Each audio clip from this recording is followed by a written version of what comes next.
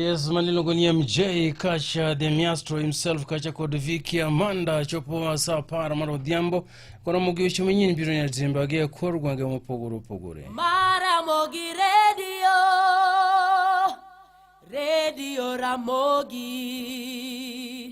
kar chuny jaluo.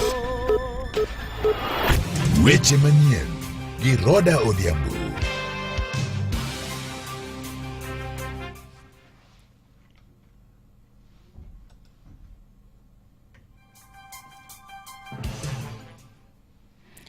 Machiegni higni adek bang' tend Kenya Kwanza ka otelo mapacho kae paro mopogore opogore medo nyiedhore kuom oganda jo Kenya ka mamoko wacho ni tend William Ruto osetiyo makare to moko bende wacho ni midhiero pod nitiere. Johala e boma ma Nairobi ywak mokalo e wi chal marach mar uchumi mapacho kae ka johala sekta mar lewni kod wuoth wacho ni yuto mage dok piny odiochieng' kodiochieng' ka omenda ma bende gitiyo godo e chenro mopogore opogore medo mana idho malo. Kama kaka moko kuomgi ni uloso. Tulikuwa tumeambiwa kwamba pesa itakuja mfukoni, lakini saa hizi pesa yenyewe haiko mfukoni. Pesa imerudi mahali pamoja tu ambapo hatujui inaelekea wapi. Biashara si mzuri vile ilikuwa mbeleni. Kama tulikuwa tunauza una make profit, sasa hivi hakuna profit una make. Tena ukinunua vitu inakaa hapa sana. Vitu mingi unanunua inakatwa ushuru haileti kitu. Kwa watu hawana pesa, sasa hakuna pesa inakuja. Johala go kwayo piny owacho mondo mi oked kod mibadhi mabende osebedo midhiero maduong' e pacho kae. Wafunge milango ya ufisadi because ufisadi imeaffect nchi yetu kwa hali kubwa sana. Kama unasikia governors ama county government fulani imepoteza bilioni 3, bilioni 10, that's not a small man ambayo inafaa ipoteze. Kalure gi Ngire Maina Muchara ma en jalony weche mag uchumi kuom higni adek ma Kenya Kwanza osebedo e telo, osebedo ka ijuogo jo Kenya usuru mang'eny, gino mabende osemiyo ginyal chopo dwaro magi ma odiochieng' kodiochieng'. Transport has gone up, food has gone up, housing is an issue, water is an issue, electricity is an issue. So if you look at that cumulatively, you see that in the 3 years that you've been consistently going through this, then the ordinary citizen is not telling you from feelings or perceptions, they're telling you from what they are undergoing. When we say, are people worse off or not, they are definitely worse off. Jodak ma Mombasa bende no yudo thuolo mar tudruok kod jafwambo marwa e gwenge mag Mombasa Joja Oko ka bende ne gigolo pachgi yo machalo kamae. Machiegni ahinya Nyakalondo mar Ramogi chakna ne gi nyingi kae mia pachi e wi tend Kenya Kwanza higni adek magisebedo godo e telo mapacho ka. Iluongo ni Victor Okoth, Mombasa County. Ber manyalo wacho mosetimo ne jo Kenya ogikal adek. Mokwongo no make sure ni judges manodong kapok nondiki mano promise jo Kenya kodonjo kodhi rwaka chela dieri mano notim. The red musudo go jopuonje tich mondo make sure ni the new curriculum manyo kel miluongo ni competence based ni ma be jotamore winjo maber adieri ma otimo. Ido ka jopuonje sani kata gi ywaka ahinya to pore ka chon. Nyaka donje broad based government adieri waseneno ka gik ma achiel ariyo timore kuonde wa ma yore gerore kendo gitik mu promise mo timo. Yo abine ka koro ni cabinet. To gin kuonde mage miparo ni pod ng'ikruok nitiere? Gik ma pod chendo e Kenya ka en SHA. Rais wa SHA no ng'ino maber mondo lok ngima jowa employment opportunity especially in agency ne maka jowa bedo exported be loka. Mission we don't have enough jobs here.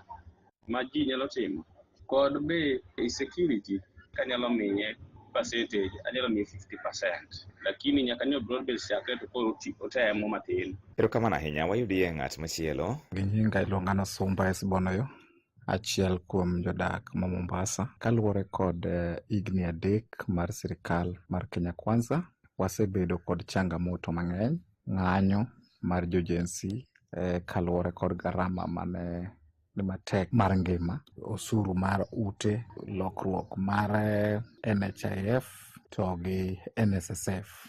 Gigi osebedo kod changamoto nikech moko ne menyo directly payslip ma jopiny, omiyo magi osemiyo sirikal obedo kod changamoto. Ang'o ma diher wacho e wi lokruoge mag dwaro ni chenro mag piny Kenya ota e yore mag mbui?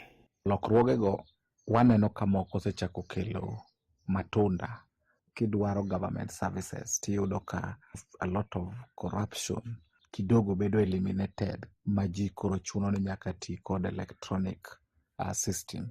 courts ne nitiere a lot of corruption, lakini sasa hivi as we speak iyudo ka corruption onodok piny, to joma iyudo ka ok dwar digital system maduoko chien machalo kaka governors and other government institutions mapod dwa ni ji odogie analog, mago e joma duoko piny. To kwatieko, iparo ni ber mane ma japiny ma kawaida kiyudo ka piny owacho biro keto e tim tayo chenro mage e yor mbui? Japiny ma kawaida biro yudo haki mar en bende mondo timie tenda ma jodongo timo kata mang'eruok timo. Mae momineno ka gini wabunge goe, governors goe, nikech ging'eni the loophole of corruption didi karumo. Aneno ka serikal is on the right track, omiyo kata ngima nitie ni tek to nyaka wavumilia uru ka wang'eyo ni kiny wadhi loso ngima bedo mayot. Erokamano ahinya ne twak gi moko kuom jodak Mombasa kamiyo pachgi ewi tend William Ruto higni 3 nyaka ne gichak tayo telo ma pacho ka. Ne Radio Ramogi e kaunti ma Mombasa, nyinga en George Aoko. Wadhi kaunti ma Migori kama wayudo ni familia moro e Muru Bay sub kaunti ma Nyatike odagi achiedh nade tok lal mar wuodgi ma jahigni 11 Samuel Nyakongo Miluo wacho ni nyakware manyinge Tony Brito ma jahigni 11 ne onemo gika chieng' tich ariyo juma mokalo, to nyaka sani pok ong'e malong'o kama intiere. Miluo wacho ni nyakware no ma bende noriembe skul ne wach school fees odiochieng' achiel no ne odok skul godhiambo mar mondo ne okaw bag ne mar skul kapok jomoko ma bende poko yang malongo ne okawe. Koro nyathino duogo dala, to jodala ginoko gik nwang'o pesa na mondo dogi. Koro katimore gimoro sa 9 sa 10, nyathini dhi e skul dhi omo bagne, nowe bagne, nyathini dhi e skul dhi omo bagne mondo duogo do dala. To gike dhoget mar Fenyi Primary ka oyudo ng'ato kochung' e dhogete ka, to ne gin nyithindo 2. To kono nyathini nitera uru ng'ore, bich moro e Moro ka. Nyithindo giwuok kod luoro kama ka kochomo yo mang'ore. Ka gigike kumoro kama yo moro baro ma yo ng'ado e kor got e bungu moro. To kono nyithindo go ni mondo ng'ad kode e bungu no. To nyathi achiel dagi wacho ni an kono kalu, ng'aduru kono romuru ng'ore. Nyathi cha norita moko nenogi. Miluo wacho ni nyakware no ne onemo gik e bungu moro ka bende ni paro ni ne okwayo jamni. Kakoro familia no wacho ni gisegoyo ripot ni obila e wi lal mar wuodgi no. Nancy Atieno Manyondhi odhiambo manyoro e gwenge mag Ahero sub county Manyando koro ibro chwale do ma Kisumu gi ketho mar bedo gi nyasore manengone romo milion 12. Meko mare obiro banka nyo timne apedha gi apisa za bicha mawuok aduolo makido kod yedhe mamero ji manona kada e gwenge makono. Nyasore go nyo pandi e ot moro mayudore e alwora ma Kimudubi kane chano chwalgi e chiro. Report marubila yango ni nyasore go nyo keti e UH moko benino keti e kete kod juelni maonge ngata mabende ne nyalo fwenyo ni gina nyasore. Riwruok man Nurses komakore kod riwruok mong'ere kaka Kenya Progressive Nurses Association oketo kogne winjruok mar higni 5 mageto bero weche mag tije, bero ngima mag nurses ahinya to mago mabende manyo tije e pinje maoko kod bero rang'iny ma tije sekta mar thieth. Kane giloso kod jofwambe boma ma Nairobi, giwacho ni gibiro kanyakla mar kedo ne ratich nurses kendo bero alwora mar tich ne nurses duto. Michael Nyongesa, mimi ni mwenyekiti wa kitaifa wa chama cha Kenya Progressive Nurses Association. Wauguzi wetu nchini Kenya wataweza kuelimishwa kwa lugha ya kuwawezesha wafanye kazi katika mataifa ughaibuni. Naitwa Edwin Simio, mimi ni mkurugenzi katika kampuni ya Kenya Nurse Consultants Limited, na siku ya leo tumekuwa na mkataba, so nurse yoyote whether akue katika kijiji whether akue katika mji atakuwa na nafasi ya kufanya hizi training. Akishafanya hii training ako na nafasi ya kufanya mtihani, kwa sababu tuko na exam center NCLEX hapa Kenya. Hii ndio itasaidia hawa nurses waweze kufanya mtihani, waweze kusajiliwa kama wauguzi katika taifa la Amerika, Canada na Australia, ili waweze kwenda kufanya kazi huko na wasaidie nchi yetu. Wadhi kaunti ma Homa Bay kama wayudo ni piny owacho mar kaunti ma Homa Bay kokalo bad migawo mar pur olando chako chenro mar chiwo chanjo ne jamni duto mantiere kaunti no. Jalup gavana e kaunti ma Homa Bay Joseph Oyugi Magwanga bende omako lemo mar apisa maduong' mochung' ne jamni e kaunti no. Owacho ni okang' makamano geto duoko chien tuoche mabende thoro mako jamni e kaunti no. Twak mare gi jopur e gwenge makono, Magwanga wacho ni chanjo makamano ibiro chiw kalure gi kit tuoche mabende mako chiaye e gwenge wechego kakoro okwayo ganda mondo kaw thuolo mar chwalo jambgi ne chanjo no. Sani koro wan kod gimiluongo ni National Mass Vaccination ma wadwa ni mondo wachanj dhok e Homa Bay ka mangima to gi kuonde mamoko. Kawuono awuoyo gi cooperative societies kata luongo ni farmer producer organizations ma wadwa tiyo godo mondo miyo chop kamoro amora ma dhok nitiere mondo miyo chanji. Wan gi Miriu integrated project in Kabondo Kasipul, wan gi Kasbondo in Kasipul, wan tiere kod Rangwe Dairy in Rangwe constituency. Kuonde gi ema dhi identify dhok mantiere michanjo duto te. Magwanga bende no yango chunga mar piny owacho mar kaunti ma Homa Bay eneno ni gibero sekta mar pur kod pith. Anga wach ni mondo joge waduto te wadhi golo odiechieng' michako chanje dhok, koro ng'ato ka ng'ato mondo ochik ite mondo mi oyud odiechieng' michanje dhok kuonde go ero moro mondo mi oter dhogegi mondo mi ochangi. Ka wang'iyo jothurwa sama ne wasedhi bang' ndalo moko ka ne nitiere lumpy skin diseases mano onego dhok mang'eny. Ok wadwar ni mondo mi dheri miherono iwe lwet nono kae to tho nikech ne ok ochanje.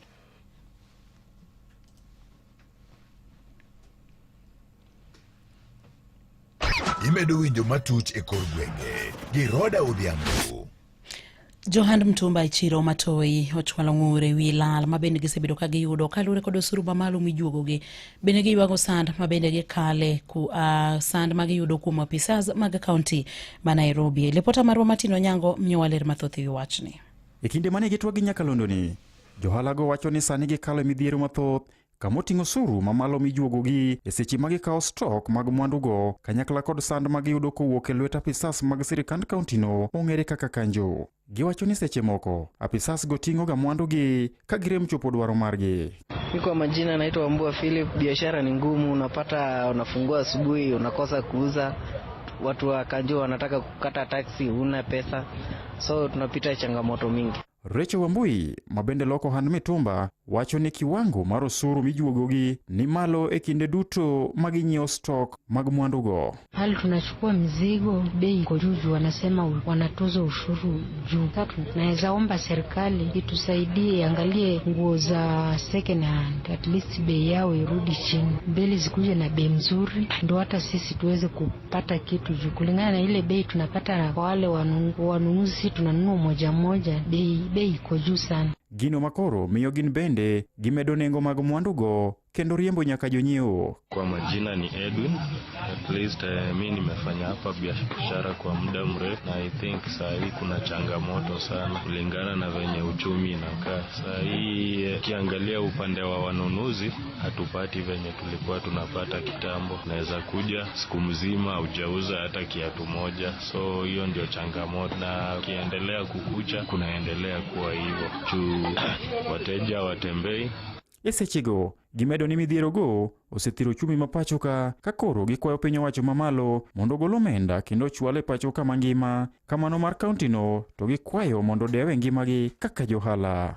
Ne Nyakalondo mar Ramogi, an Martin Onyango.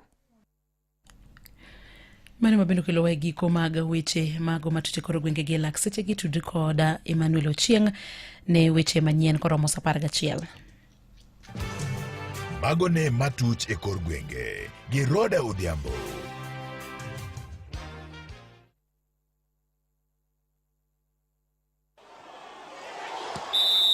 Weche tuke e Radio Ramogi.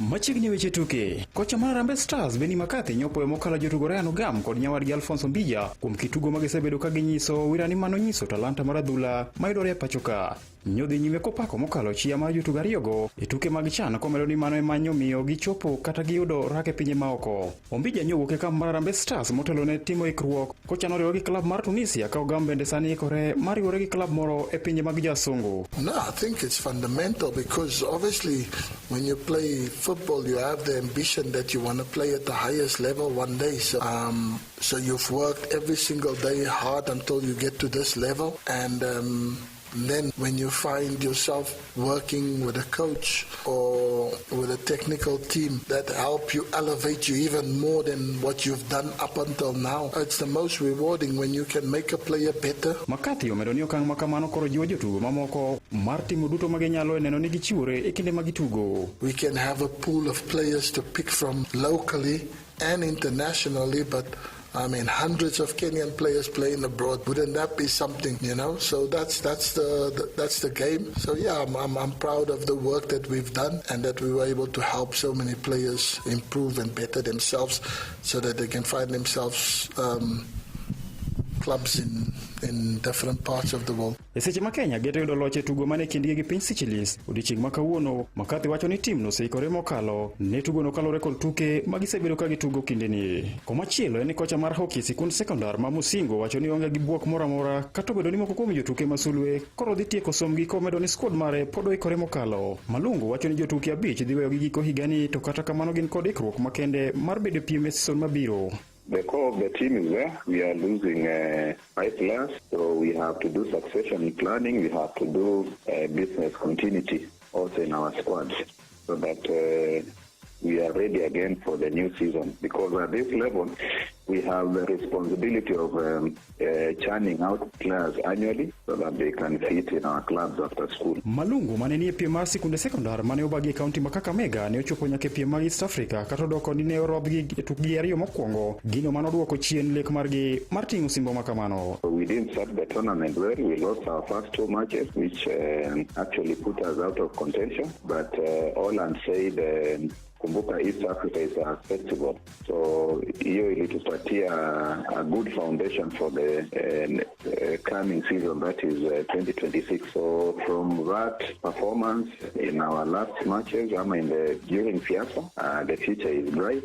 It's not dark. Omedo ni kata obedo ni negirem chopo e tuke mag regionals ma higani en gi mor mathoth kalore gi kit tugo ma gisebedo ka gitugo. Time is not constant, time is continuous, as well as training. So there are things that we work on them in terms of individual training so that we are able to improve their performances as individuals, then eventually they will be able to perform as a team. Komachielo en kapten mar Kogalo Philemon Otieno wacho ni gikore mokalo motelo ne tugo mar osiepe kendgi gi Simba mar piny Tanzania, tugo ma bende idhi bagi odiechieng' makiny e boma Dar es Salaam. The reception has been good. As we all know, Simba is one of the top side in the region. It's good for our team considering we are still in pre-season. It's a high profile match. We've played Simba before, but past is past. We are focused with the game that we will play against them tomorrow. Kogalo nyolware piny Tanzania midhiambo manyoro gi squad mar jotugo 25 maonge jotugi masulwe ma bende ikore mar rakore gi piny Seychelles ka giriwore gi klabno mar Harambee Stars.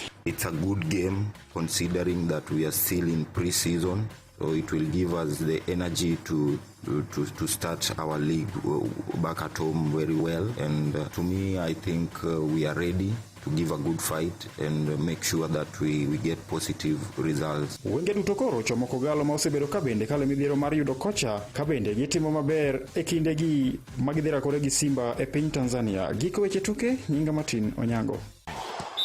Awinjo weche tuke e Radio Ramogi, kar chuny jaluo. Ramogi Radio Ramogi Kartun Jaluo Guayo Cheto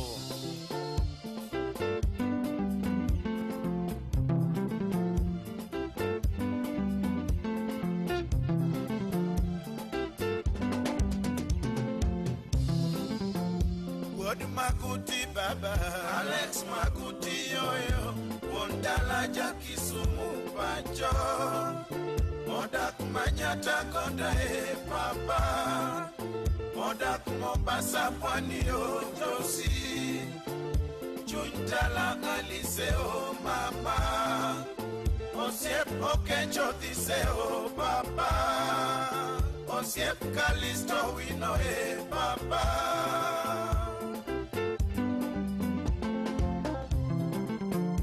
One used to give party, what Kisumo yoyo, Okegi soja, Okego Chieng Bende, Osomo tije Nairobi haipacho, Osomo tije Mombasa poli, Osomo tije Kenyatta uni, Ojo nyithindo high school Mombasa, Okego nyuka, Okegi Sambende.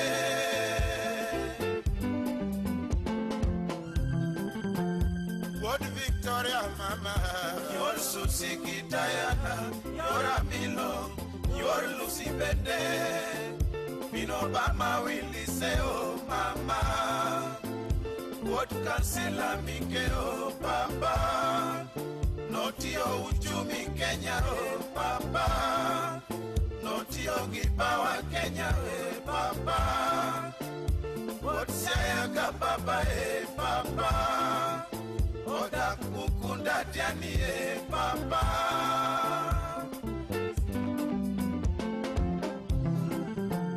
Osongo Stratmo baba, or Timogi Jimio, or Nyarangi, Okegi Tom Bende, Nyakwardora Owino papa, O Agibara Kokelo papa, Osef Kasuko Kuyo papa. Oke ukarwa kawino papa, Osiep kale kajwange papa.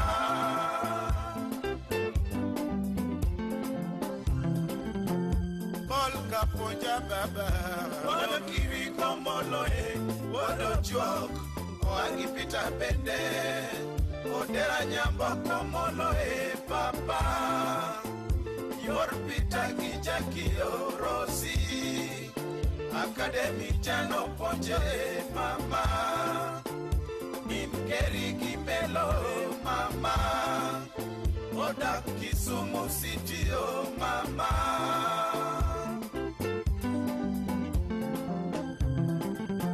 Osiep Pero Nyaukeña Nyatingililigi Churchill, Usakasa Twas Kenya mama, Idoro Safari Andege oh mama.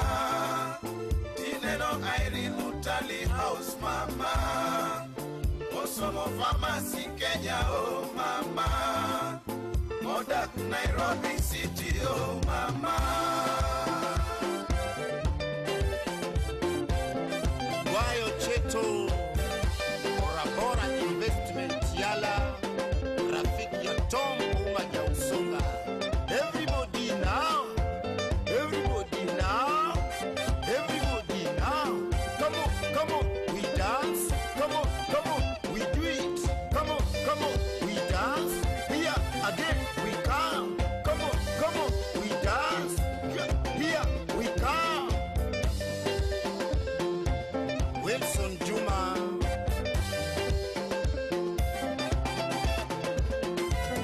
Richlin na Norway. Galesa. Nairobi, Mombasa, Kisumu, Malindi, Kilifi mpaka Kwale, ukiona wao wasalimie. Wana Limpopo, Georgia Dang. Nairobi, Mombasa, Kisumu, Malindi, Kilifi mpaka Kwale, ukiona wao wasalimie.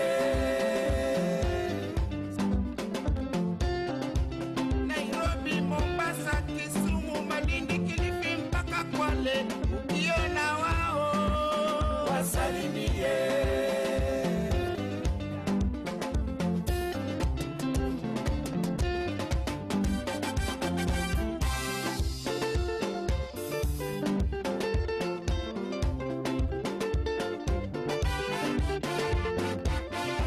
Jobash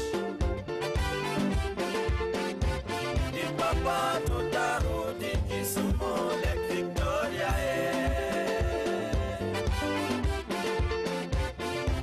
Papa tutarudi Kisumu Lake Victoria Nairobi, Mombasa, pale Malindi Papa tutarudi Kisumu Lake Victoria Naivasha, Nakuru, Kericho, Eldoret Papa